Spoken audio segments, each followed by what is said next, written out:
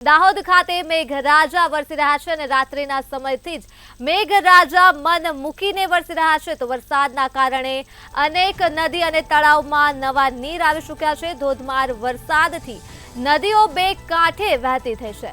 Pratappura પિછોડા road પર પણ વરસાદી પાણી વહેતા થયા છે તો દાહોદના સંજેલી તાલુકામાં મેઘરાજાએ એન્ટ્રી કરી દીધી છે।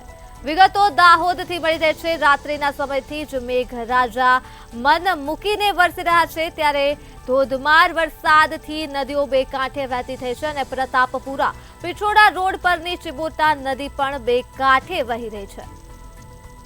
તો આ સાથે જ વિગતો દાહોદથી મળી રહી છે। નદીઓ બે કાંઠે વહેતા જ વાહન ચાલકો સહિતના લોકો ભારે હાલાકીનો સામનો કરી રહ્યા છે અને વરસાદના કારણે અનેક નદીઓ બે કાંઠે વહી રહી છે।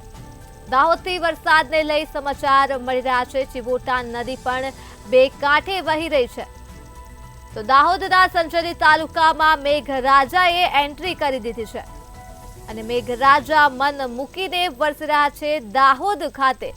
ત્યારે નદીઓ બે કાંઠે વહેતા જ વાહન ચાલકો સહિતના લોકોને હાલાકીનો સામનો કરવો પડી રહ્યો છે તો ચિબોટા નદીમાં પાણીનો પ્રવાહ વધતા જ મોટું ગાબડું પડ્યું હતું।